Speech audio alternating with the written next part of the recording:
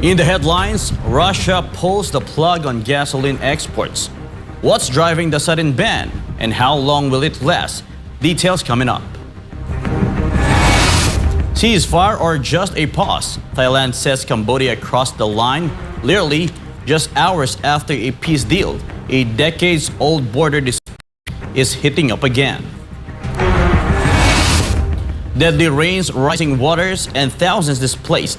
Northern is in crisis. President Xi Jinping orders an all-out rescue response as floods swamp cities and threatens millions. The U.S. accepts a luxury jet from Qatar as President Trump's next Air Force One, but critics warn it could violate the Constitution. Legal battles, billion-dollar questions, and a plane fit for a palace. Carlo de la Peña has the full story. 9 Filipino crew members of MV Eternity Sea remain in Houthi rebel custody weeks after the Red Sea attack. The Philippine Department of Migrant Workers confirms their status through a newly released video. President Marcos Jr.'s tough talk on corruption gets slammed as weak and empty by an economist, while a former senator blessed the U.S. tariff cut as a joke. In the world of entertainment, Beyoncé makes music history as her Cowboy Carter tour becomes the highest grossing country tour ever, raking in $400 million worldwide. And Chris Paul is back with the Clippers. The 40-year-old signs a one-year deal for a possible final NBA run, aiming to help LA chase its first title. I'm Franco Baranda. Newsline World starts now.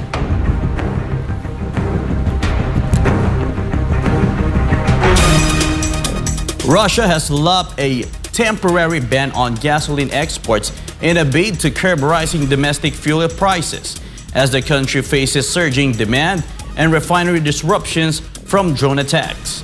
The embargo applies to all fuel producers and may be extended if needed. Jane Cognito reports. Russia has imposed a ban on gasoline exports until August 31st, a move aimed at keeping domestic fuel prices in check amid peak summer demand. The Kremlin says the decision, which took effect on July 28th, is meant to support local needs, especially with agricultural work now in full swing across Russia.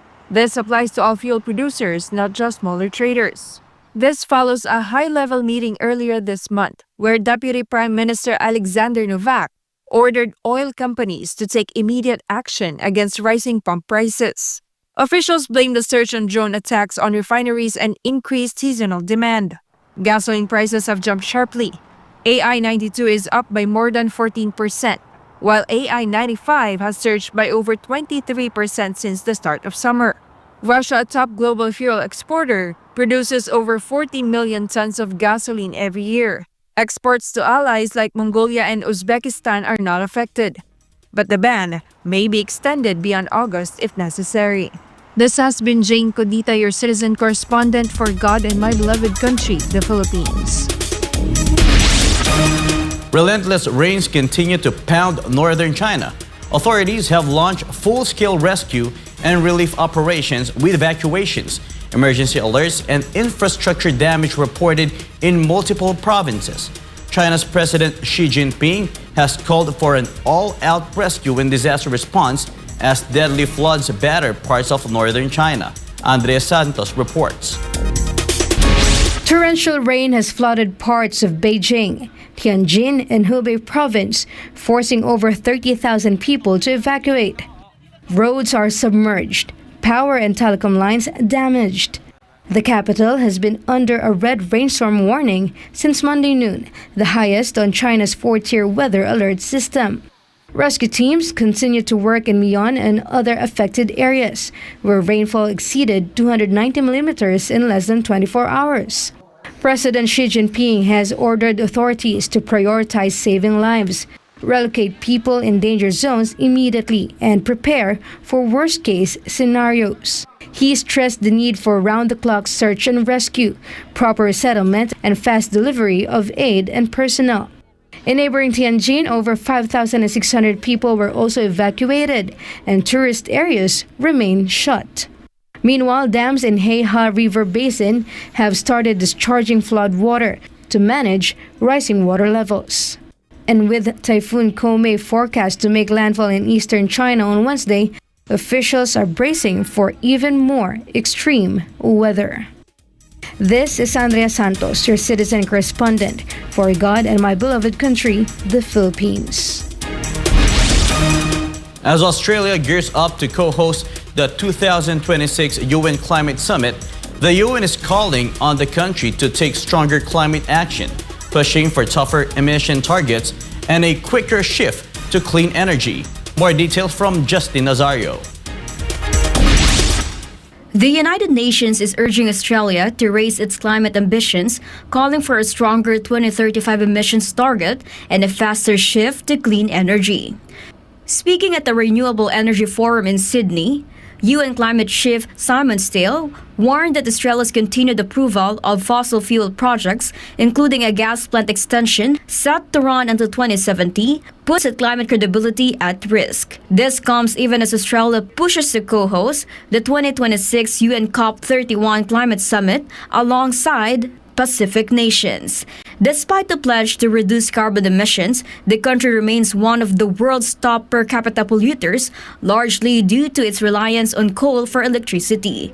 Independent projection shows that Australia is unlikely to meet its 2030 goal of 82% renewable energy generation, citing policy setbacks, slow grid development, and lack of investment.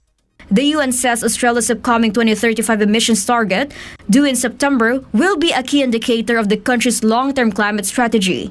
Failure to act could undermine regional stability, especially in climate-vulnerable Pacific and Southeast Asian nations. This is Justin Nazario, your citizen correspondent for God and my beloved country, the Philippines. A political analyst warns that the Marcos Jr. administration's promise to crack down on corruption in flood control projects must be more than just lip service, urging government to match its stronger words with firm action and real accountability. MJ Mondihar reports. Political analyst Professor Froilan Calilong emphasized that President Ferdinand Marcos Jr.'s strong statements against alleged irregularities in flood control projects should not be reduced to mere optics. He asserted that these pronouncements must be followed by concrete action and thorough implementation. In an interview, Calilong noted that while the president delivered a compelling speech, the real measure of its success lies in whether accountability will be pursued against those involved in corruption. Ganda rin naman na yung panghuli niya. Okay, na siyang parang naging highlight ng kanyang talumpati was about the flood control, the projects that never materialized and became a reason for many corrupt and graft practices, particularly because we invested billions and even I think trillion of money para dito sa mga flood control programs na mukhang nadiskarila. He further stated that if the president's goal is to hold officials involved in the anomaly accountable, then it is a positive step. However, what remains to be seen, he says, is whether the administration has the capacity and political will to carry it through. Ang stance ng Pangulo rito, I think it's more of gusto niyang panagutin itong mga government officials na dawit o sangkot dito, which I think is good, pero of course ang titingnan natin dito is kaya ba tong itawid, kaya ba tong gabayan ng sapat na aksyon at implementasyon. President Marcos announced in his SONA that he has ordered the Department of Public Works and Highways to submit a list of all flood control projects that were started or completed in the past 3 years. This list will be reviewed by the Regional Project Monitoring Committee and may be made public to allow citizens to take part in any investigation. Huwag na po tayo magkunwari. Alam naman ng buong madla na nagkakaraket sa mga proyekto. Mga kickback, mga initiative, errata, SOP, for the boys. Kaya sa mga nakikipagsabwatan upang kunin ang pondo ng bayan at nakawin ang kinabukasan ng ating mga mamamayan, mahiya naman kayo sa inyong kapwa Pilipino. Mahiya naman kayo sa mga kabahayan nating naanod o nalubog sa mga pagbaha. The president vowed that these projects will be subjected to an audit and that by next month, those found liable in the investigation could face legal action. At the same time, there will be an audit and performance review regarding these projects to check, to make sure, and to know how your money was spent. For Ganwebel of Philippines, MJ Mondihar, SMNI News. Up next, the U.S. accepts a luxury jet from Qatar as President Trump's next Air Force One, but critics warn it could violate the Constitution. Legal battles, billion-dollar questions, and a plane fit for a palace. And President Marcos Jr.'s tough talk on corruption gets slammed as weak and empty by an economist, while a former senator blessed the U.S. tariff cut as a joke. More news when Newsline World returns.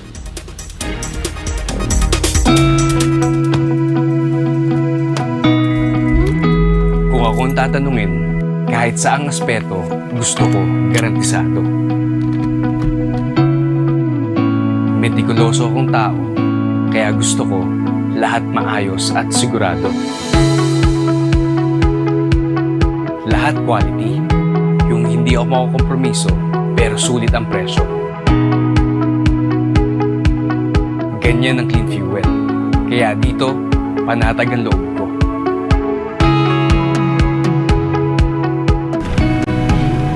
Magandang umaga po, sir. Full tank po. Full tank.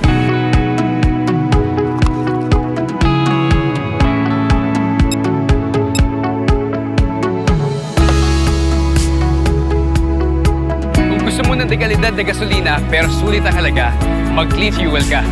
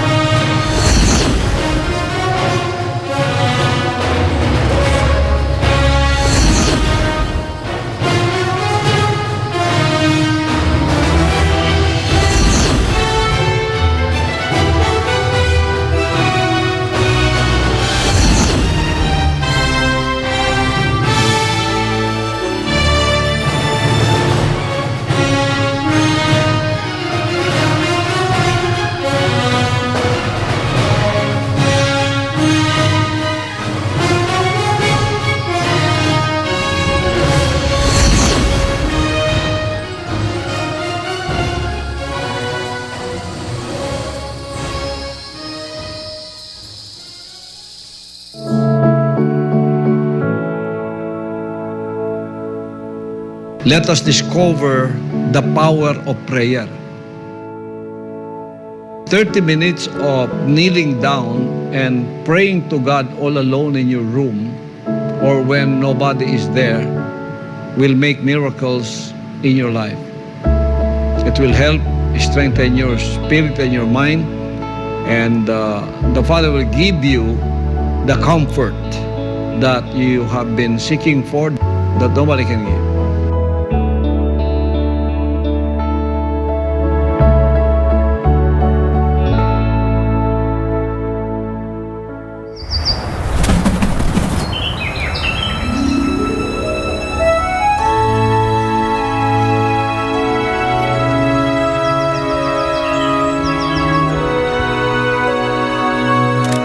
In 2005, Pastor Apollo C. Kibuloy founded the Sunshine Philippines movement.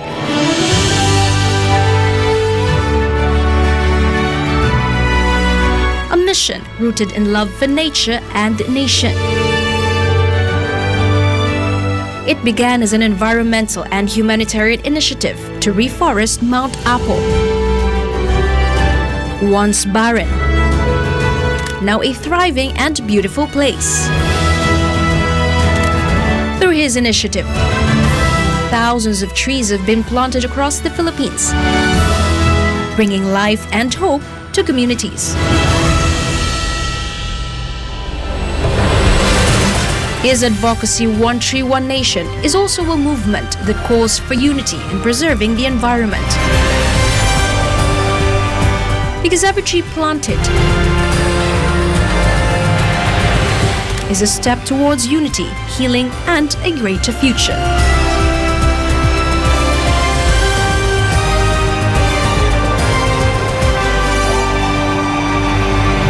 Join One Tree, One Nation.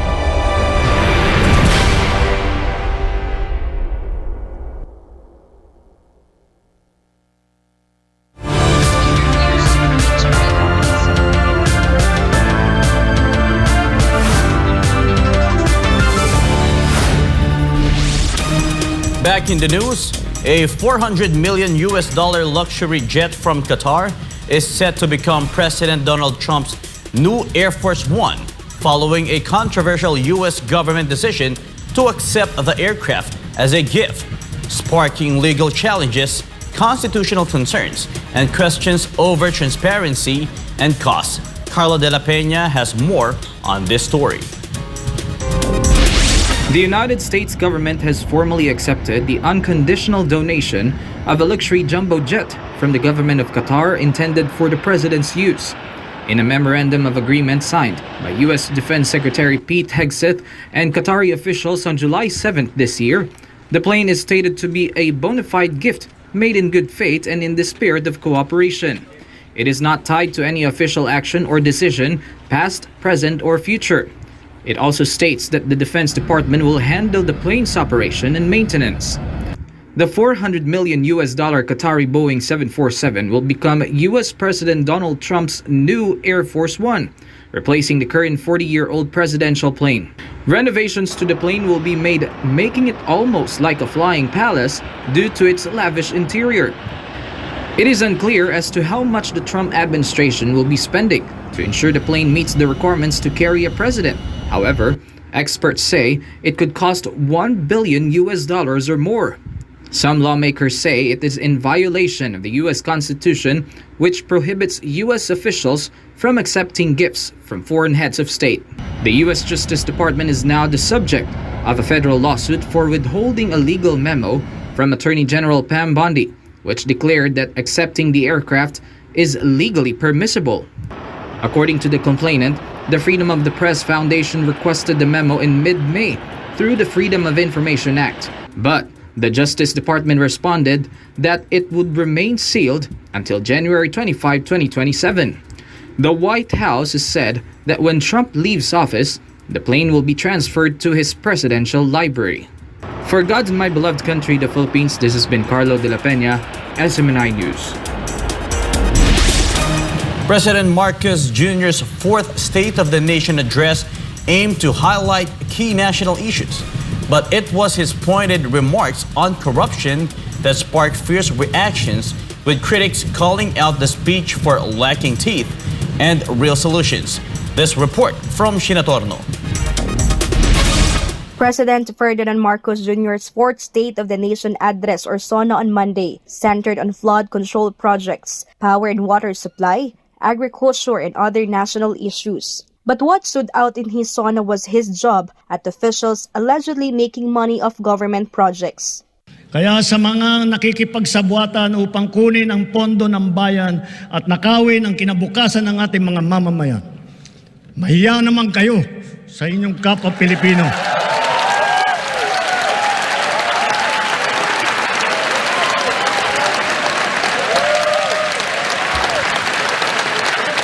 That line from the president didn't sit well with others. Economist and businessman Wilson Lee Flores didn't hold back his disappointment. Okay naman sinabi niya na sobra na ang corruption. Pero sinabi lang niya sa mga politiko, harap ng politiko, sabi niya mahiya kayo. Walang hiya naman karamihan ng politiko natin, hindi marunong mahiya sila. So dapat, hindi niya sabihin dapat na mahiya kayo. Dapat sinabi niya, lagot kayo. hahabulin ko kayo, ikukulong ko kayo, kukunin ko yung mga nakaw mong pera. Dapat yun ang sinabi niya. Natawa lang siguro yung mga politiko, nag-standing ovation pa, nagbigay pa ng palakpak. Hindi uubra yun kasi mga politiko natin walang hiya, makapalang mukha, hindi sila nahihiya, wala silang takot.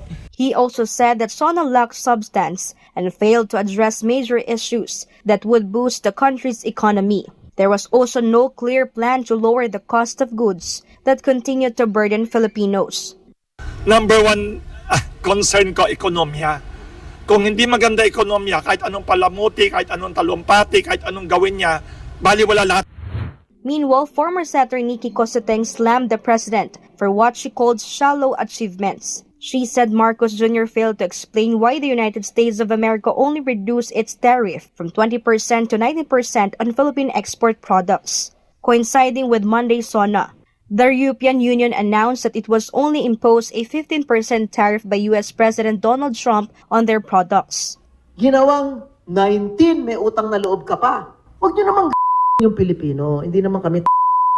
Ito ay mahirap sikmurain, mahirap lununin na tayo may utang na loob sa nagbigay sa atin ng 1% discount sa tariff.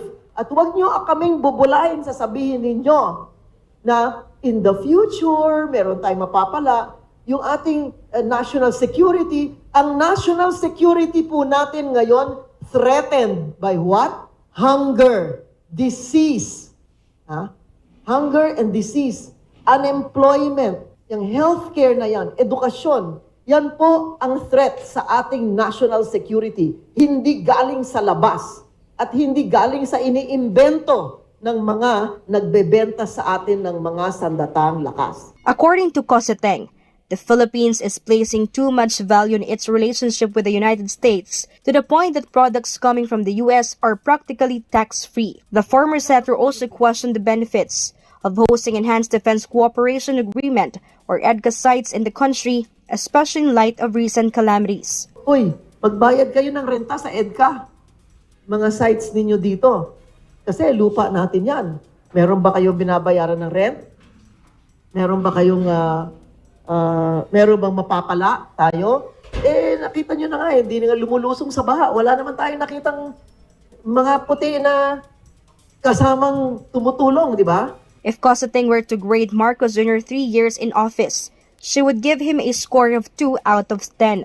As for businessman Wilson Lee Flores, 5.5 or 6. Malapit na magpasang-awa. For God and for my beloved Philippines, this has been Sheena Torno, SMNI News. Nearly 80 billion pesos worth of illegal drugs seized in the past 3 years. In his fourth State of the Nation address, President Ferdinand Marcos Jr. said the crackdown is working, but warns the fight is far from over. More of this news from Paul Montibon.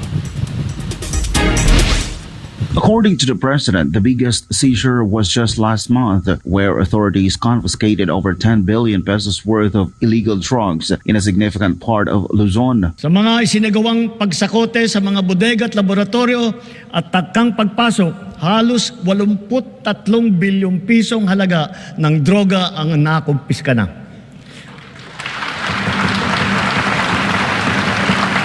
Kamakailan lamang, may mga malalaking kargamento na nagkakahalaga ng bilyon-bilyon na nasabat natin sa Zambales, sa Pangasinan, sa Cagayan, Tondo, Muntinlupa, Ilocos Sur, Ilocos Norte, Cebu, Batangas, Rizal at Cavite. Noong isang buwan, personal kong sinaksihan ang pagsira ng halos 1.5 tonelada ng shabu at iba't ibang klase pa ng illegal na droga. Marcos emphasized that their efforts to combat illegal drugs will be further intensified with the cooperation of key government agencies and public in reporting suspicious activities in their communities. He noted that many government officials, including law enforcers, are involved in the illegal drug trade. Sa lahat ng mga operasyon na ito, mahigit 153,000 ang naaresto. Mahigit 9,000 at 600 sa kanila ay high-value target. Ang pinakamasaklap, mahigit 677 sa kanila ay kawani ng pamahalaan. Mahigit 100 ay halal na opisyal. Mahigit 50 ay pulis. The president highlighted the government's achievements in combating crime, particularly addressing the problem of illegal drugs. Sa 3 taon lamang, halos mapantayan na ang kabuuang huli nung nakaraang administrasyon.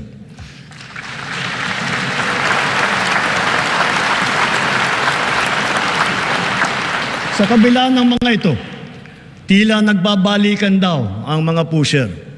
Kaya patuloy ang ating mga operasyon laban sa mga drug dealer, sila man ay big time o small time. But for some, like Adele, the current administration must show more urgency in addressing the drug problem, citing the previous administration's strong approach.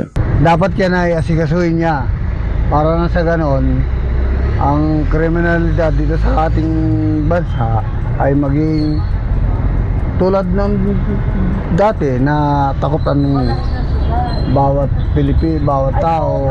Para sa akin, mas maganda pa yung noon kaysa sa ngayon. Kasi nung noon, takot ang tao na gumawa ng kriminalidad. Kasi kumbaga takot sila sa magaganap sa kanila. Despite the challenges, President Marcos Jr. thanked government officials for their continued efforts in maintaining peace and order in the country, particularly in addressing issues related to peace and order and illegal drugs. Reporting for Newsline World, this has been Paul Montibon, SMNI News. Senate President Francis Escudero dismissed the 150 billion peso budget insertion allegations as a politically driven demolition job, denying any wrongdoing and calling the claims baseless, malicious, and part of a broader campaign to discredit his leadership. Troy Gomez has more on this report.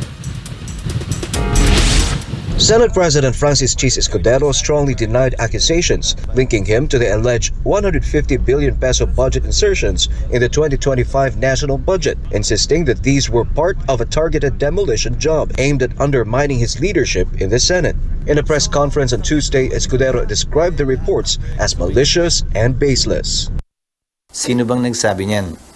That is a mere insinuation. Again, bahagi ng ika nga PR job, PR campaign. So, hindi automatic yon. At huwag mong isipin o sabihin na automatic din yun. Dahil hindi ganun yun. He noted that the total proposed amendments to the 2025 budget amounted to around 600 billion pesos, including changes from the DBM and cabinet members. So, kung totoo man yung sinasabi nila na 150 billion ang binago ng Senado, nasaan yung 500 billion yung pagbabagong yon? Saan ang galing? At bakit nila pinagtutuunan ng pansin yung mas maliit, hindi yung mas malaki? He emphasized that he was being singled out in the reports, along with Senator Joel Villanueva, who he said was unfairly dragged into the issue. Escudero also revealed that he had already received warnings about a demolition job targeting him prior to the Senate presidency election. He added that in his nearly 3 decades in public service, this was the first time he had been accused of something of this scale. Sa tingin ko, hindi pwedeng pulaan yung pagiging maingat ng Senado. Hindi marapat at hindi makatarungan para sa akin. At bahagi lamang ika nga ng politika at pamumulitika ang mga akusasyong binabato ngayon. Reporting for Newsline World, Troy Gomez, SMNI News. Amid scrutiny over public spending, the DBM is urging Congress to uphold the integrity of the 2026 budget and warning that major changes could derail key government priorities. Creseline Cataron has more on this report. The Department of Budget and Management is calling on the public, especially the youth, to take an active role in the 2026 national budget deliberations. This is part of the agency's continuing efforts to promote transparency in the use of public funds. Speaking at a post-State of the Nation Address or SONA forum in San Juan City, Budget Secretary Amena Pangandaman said the government wants citizens to understand how the national budget is crafted and to follow it all the way to approval. She reaffirmed that the DBM supports calls to open bicameral deliberations to the public to ensure transparency at every stage. Gusto po sana natin makibahagi ang ating mga kababayan, lalo na po ang ating mga kabataan, para malaman po nila kung paano ang paggawa ng budget at saka kung paano po ito matatapos. Sinimulan natin nang ito ay bukas sa tao, hanggang sa matapos po ito po ay bukas sa tao. The DBM chief also announced that a copy of the 2026 National Expenditure Program, referred to as the President's Budget, will be published on the DBM's official website as soon as it is submitted to the Congress. Sa ngayon po, iniimprenta na po ang ating budget. In 2 weeks, ibibigay na po natin ito sa House of Representatives at saka sa Senado. Following this, a series of consultations and hearings in both chambers of Congress are expected, with the DBM expressing its readiness to listen to the concerns of the public. Meanwhile, the DBM warned that significant changes to the proposed 2026 National Expenditure Program or NEP could delay the implementation of government programs and projects. Pangandaman stated that any deviation from the carefully crafted NEP could affect the execution of key government services.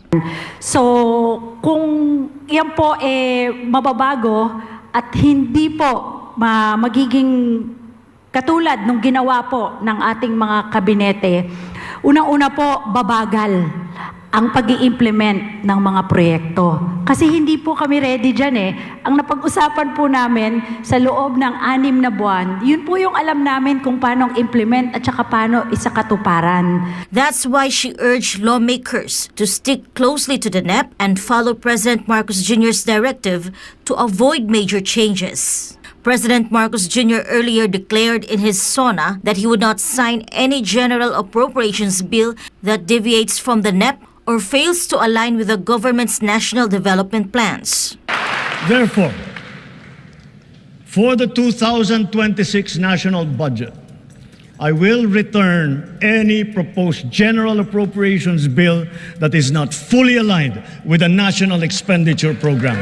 And further, I am willing to do this even if we end up with a reenacted budget. During the previous deliberations for the 2025 national budget, the DBM submitted a proposed NEP based on the administration's core priorities, including food security, digitalization, climate resiliency, and human development. However, in the course of congressional discussions, major changes such as fund realignments and insertions were made to the NEP. These adjustments later led to delays in fund releases and the implementation of some government programs and projects. For God and my beloved country, the Philippines, this is Cresceline Catarong, SMNI News. Clashes at the Thai-Cambodian border may have paused, but the tension hasn't. Just hours after a ceasefire took effect, Thailand is accusing Cambodia of violating the truce, reigniting fears of renewed conflict in the disputed border zone. Verhil Parba reports. After 5 days of clashes along the Thai-Cambodian border, a ceasefire took effect at midnight local time on July 28, following peace talks mediated by Malaysia. However, just hours later, Thailand claimed that Cambodia had violated agreement. The fighting, which began on July 24th near the contested Prasat Tamwen Tom Temple along Thailand's Surins province and Cambodia's other Manchai province, has left at least 35 people dead and thousands displaced. The Thai government also issued a formal protest to the ASEAN Secretary General, China, and the United States. Despite the ceasefire, Thailand claims violations persist and vows to protect its sovereignty. As of now, the Cambodian government has not issued a public response. The ceasefire was made possible through talks led by Cambodian Prime Minister Hun Manet and Thailand's acting Prime Minister Phumtham Wechayachai. Malaysian Prime Minister Anwar Ibrahim shared the news during a press conference in Putrajaya. The agreement was co-organized by the United States with participation from Chinese and American ambassadors. The conflict stems from the long-standing disputes along the 817-kilometer Thai-Cambodian border, particularly over ancient Hindu temples such as Tamwan Tom and Priya Vihira. This is Verhil Parba, your citizen correspondent for God and my beloved country, the Philippines. Tensions between the United States and Iran are once again on the rise. President Donald Trump threatens new airstrikes if Tehran resumes uranium enrichment, while Iran pushes back against renewed pressure from European powers. Prince Tripoli for the details. U.S. President Donald Trump has issued a fresh threat to Iran, warning that its nuclear facilities could be bombed again if uranium enrichment resumes. Trump's warning follows last month's joint U.S.-Israeli airstrikes targeting Iran's 3 key nuclear sites. The strikes reportedly caused major damage and left dozens dead, including nuclear scientists and military personnel. Trump said the U.S. had already wiped out Iran's nuclear capabilities and warned that if Tehran attempted to restart them, it would be wiped out faster than you can wave your finger at it. Iran insists its program is peaceful. Foreign Minister Abbas Araghchi says enrichment is a national right, rejecting claims of weapons development or hostile intentions toward Israel or the U.S. The strikes have drawn global condemnation. The United Nations warned of serious regional fallout, while Russia denounced the attacks as unprovoked aggression and called for diplomatic solutions. Tensions continue to escalate while Tehran vowing not to back down. Iran also says European nations have no authority to reimpose United Nations sanctions. Foreign Ministry spokesman Ismaili Beghei declared Monday that France, Germany, and the UK, known as the E3, cannot activate the so-called snapback mechanism under UN Resolution 2231. He accused the E3 of trying to misuse the resolution to pressure Iran over its nuclear program, warning that any such move will face a strong response from Tehran. Beghei reiterated that Iran remains committed to its right under the Non-Proliferation Treaty and has no current plans to reopen talks with the U.S. and confirmed that Iran will continue uranium enrichment and is preparing for a visit from the International Atomic Energy Agency in the coming weeks. Reporting for Newsline World, this has been Prince Tripoli, your citizen and correspondent, SMNA News. The humanitarian crisis in Gaza continues to deepen. Nearly 60,000 Palestinians are now dead. That's the staggering death toll as Israel's bombardment of Gaza enters its 10th month. According to Gaza's health authorities, at least more than 59,000 people have been killed and 145,000 others injured, and the number keeps rising by the hour. But it's not only the bombs killing civilians. Hunger is now claiming lives. 14 more Palestinians, including several children, have died from famine and malnutrition caused by Israel's ongoing blockade of the Strip. That brings the number of starvation-related deaths to 147, 88 of the children since the war began. More than 40,000 infants under 1 year old in Gaza are at risk of what they call a slow death because baby formula has not been allowed.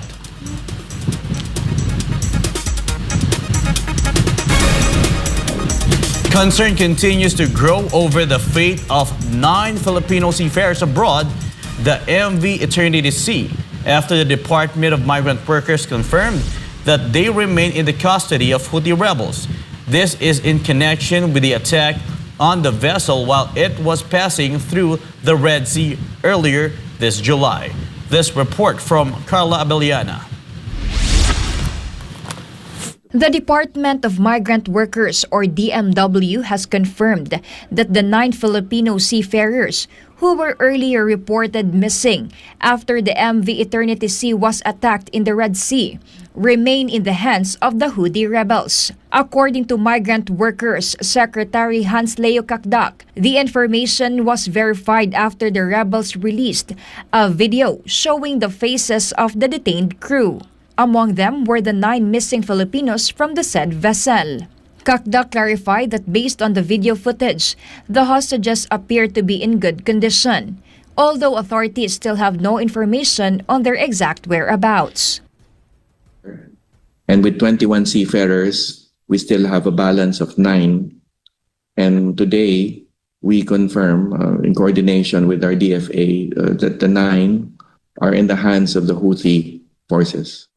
It can be recalled that 21 Filipino crew members aboard the Greek-managed bulk carrier MV Eternity Sea were attacked by Houthi rebels on the 7th and 8th of July while transiting the Red Sea. The DMW also assured the public that the ship's captain will still be held accountable if confirmed to be Filipino, due to the violation of a standing policy that prohibits Filipino seafarers from sailing through high-risk areas such as the Red Sea and the Gulf of Aden. Yes, in the period of 1 year, yes, meron tayong nakalap na mga reports in terms of bago sila dumaan at again, they provide the necessary risk assessments. And again, we accordingly, there have been some cases na nag-refuse yung mga tripulante. And incidentally, yung refusal of a seafarer to sail carries with it the required payment of 2 months' salary and free repatriation. For God in my beloved Philippines, Carla Abellana, SMNI News. Chris Paul is back with the Clippers. The 40-year-old signs a 1-year deal for a possible final NBA run, aiming to help LA chase its first title. More news after the break.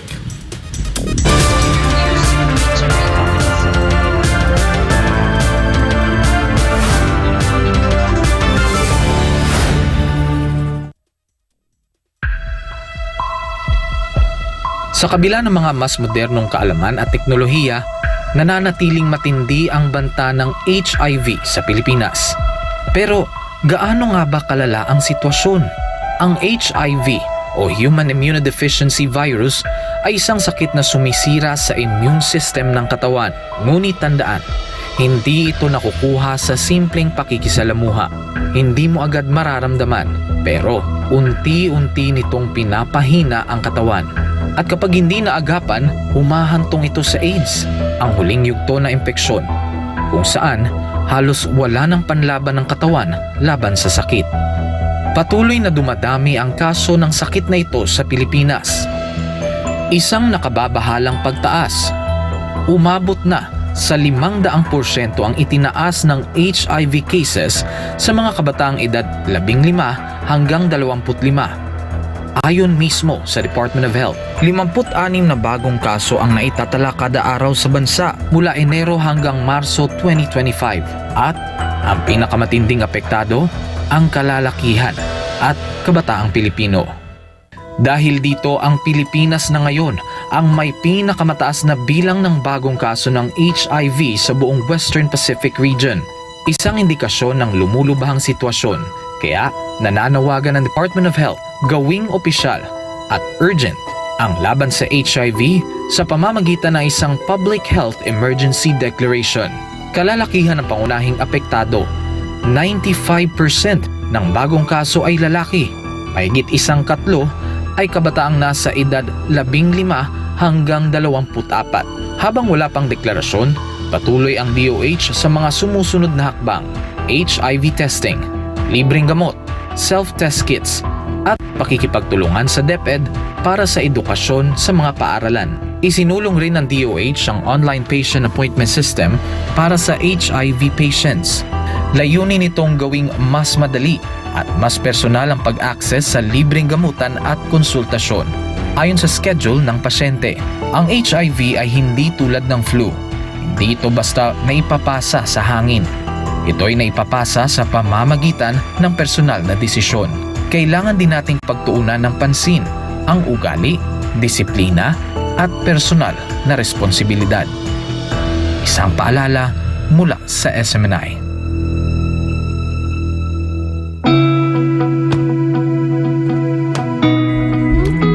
Kung akong tatanungin, kahit saang aspeto, gusto ko garantisado. Metikuloso akong tao, kaya gusto ko lahat maayos at sigurado. Lahat quality, yung hindi ako makukompromiso pero sulit ang presyo. Ganyan ang clean fuel, kaya dito panatag ang loob ko.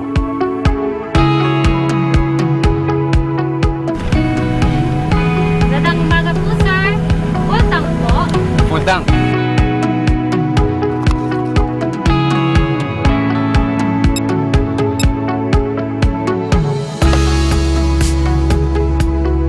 Kung gusto mo ng dekalidad na gasolina pero sulit ang halaga, mag-Clean Fuel ka.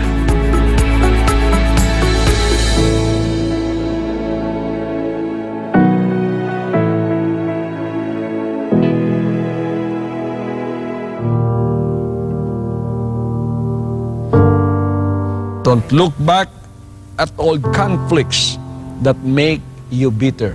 The sign of a great mind is you forget the grudges done against you. Forget the past and get on with profitable living. Time is running, and let us look at the present of what we can do and then hope God for the future of what God can do and the desires in our heart that God will be able to do for us.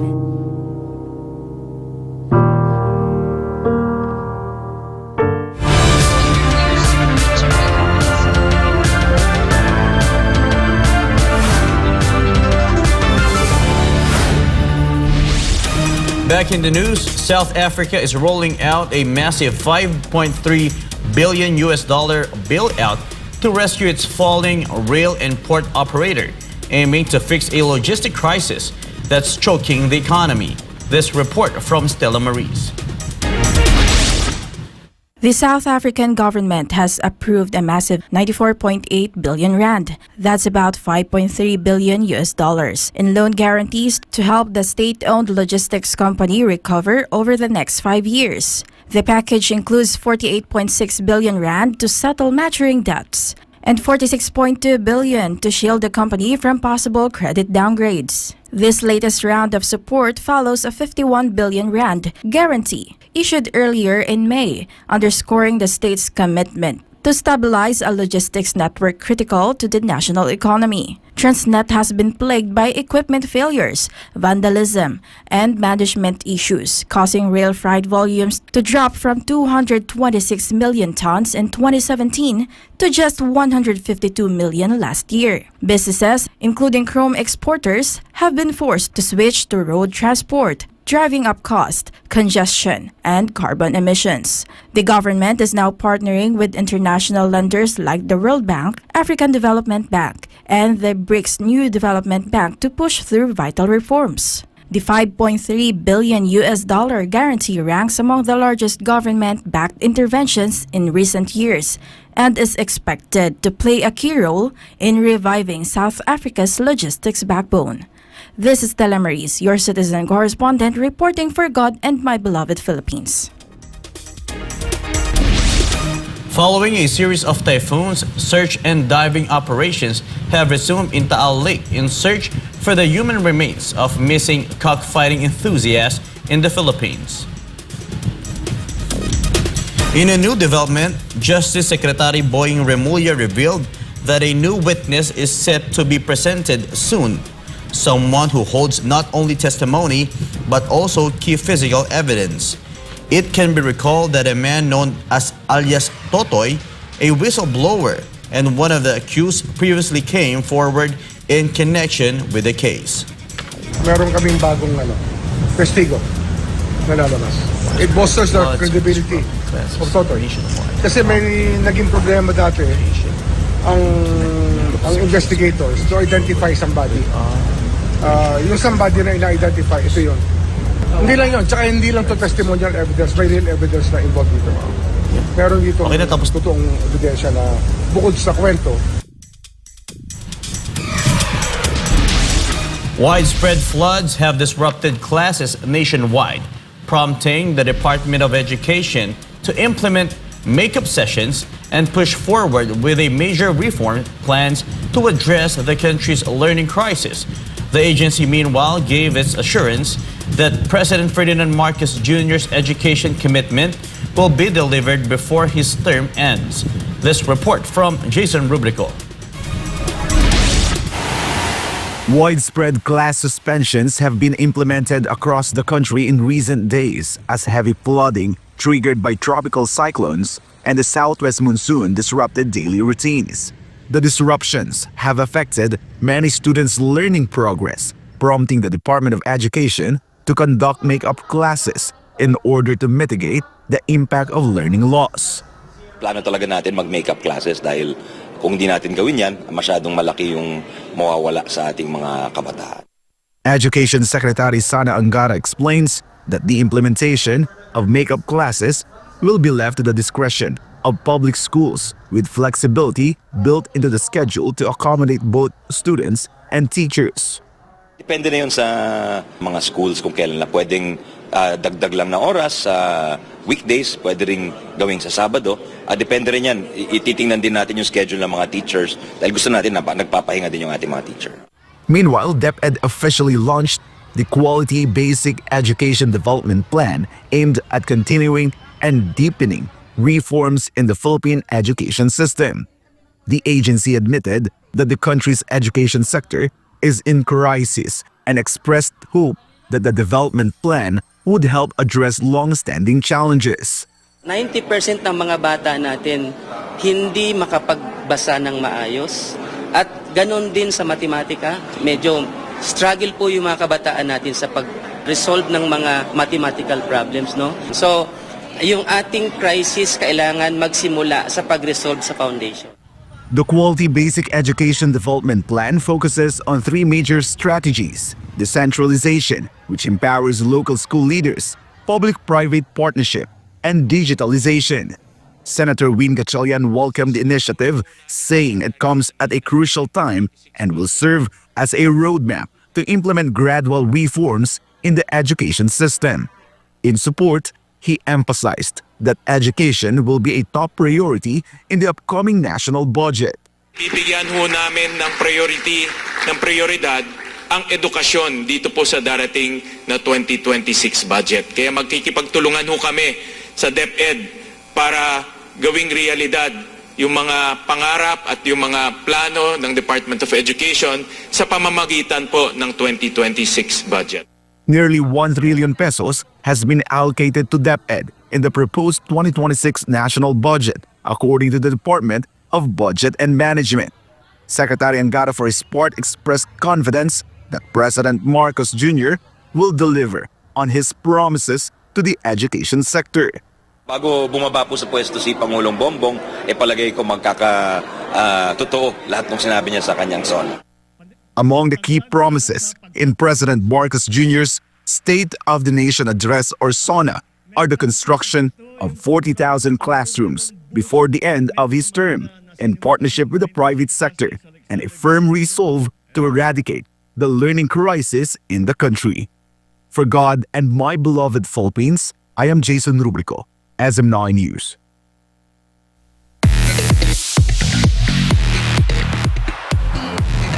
For our showbiz update, Queen Bee makes history again. Beyoncé's Cowboy Carter tour just seized the title of highest grossing country tour ever, raking in a massive $400 million from 32 sold-out shows across the globe. Get ready for a fiery return to Pandora. Avatar, Fire and Ash is hitting up the big screen this December 2025 with explosive action, jaw-dropping visuals, and a darker emotional storyline. Here's Sigrid Castañeda for our showbiz news. Beyoncé is rewriting the music rulebook as her Cowboy Carter tour shatters record to become the highest grossing country tour of all time, pulling in a jaw-dropping $400 million across 32 sold-out stadiums in North America, the UK, and Europe.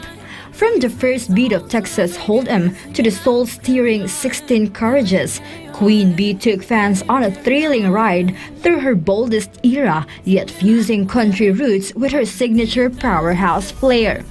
Decked in show-stopping cowboy couture, Beyoncé wasn't just performing, she was making a statement.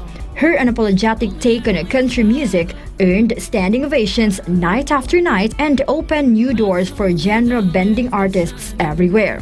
Critics, fans, and even longtime country listeners were giddy in their boots, and rightfully so. This wasn't just a concert, it was a cultural moment and Beyoncé moment. And with this milestone, the icon cements her crown once again, not only as a chart-topping hit maker, but as a fearless trailblazer who's not afraid to break molds and make music history. Get ready for a fiery return to Pandora. Avatar Fire and Ash is hitting up the big screen this December 2025 with explosive action, jaw-dropping visuals, and a darker, emotional storyline. Following The Way of Water's box office success, this third installment dives into volcanic lands and fresh conflicts, led by the fierce Ash people. Fan favorite Sam Worthington, Zoe Saldana, Sigourney Weaver, and Kate Winslet are backed, joined by newcomers Una Chaplin, David Thewlis, and Michelle Yeoh. The recently released trailer has already wowed audiences, showcasing explosive battle scenes, emotional character moments, and stunning visuals that push the boundaries of cinematic technology. With hype soaring, Fire and Ash is already shaping up to be one of the biggest blockbusters of the decade. This is Sigrid Castaneda, your citizen correspondent, bringing you the latest showbiz.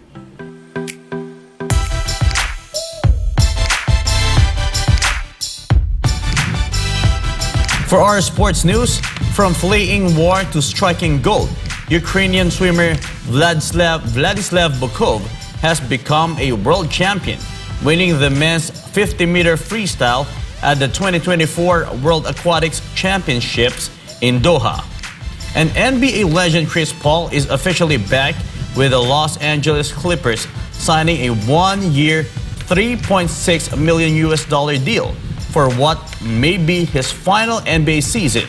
Carlo De La Peña for our sports news. From war zone to world champion, Ukrainian swimmer Vladislav Bukov has made waves on the global stage. After fleeing his hometown due to conflict, Bukov kept training despite the hardship. Now, his perseverance has paid off. At the 2024 World Aquatics Championship in Doha, he won gold in the men's 50-meter freestyle, bringing honor to Ukraine. His win is more than just a medal. It's a powerful symbol of resilience and hope for athletes affected by war. Big news in the NBA, Chris Paul is back with the Clippers. The 40-year-old point guard who led the team during the Lob City era from 2011 to 2017 returns to LA to join the star-studded lineup featuring Kawhi Leonard and Bradley Beal. Paul called it a non-brainer move since his family is still based on Los Angeles. He's expected to take a smaller role on the court as the Clippers chase their first championship. In a classy gesture, Bill gave up his jersey number to welcome CP3 back on the team. This is James and Pedro, bringing you the latest sports news.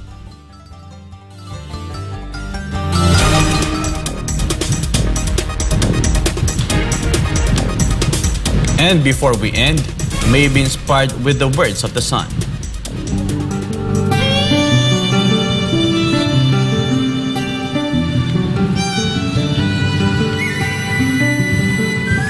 Evil will not triumph over me, because the Almighty Father is with me.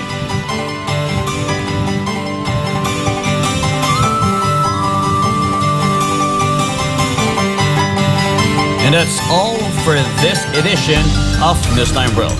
For God and my beloved country, the Philippines, I am Franco Baranda. Goodbye.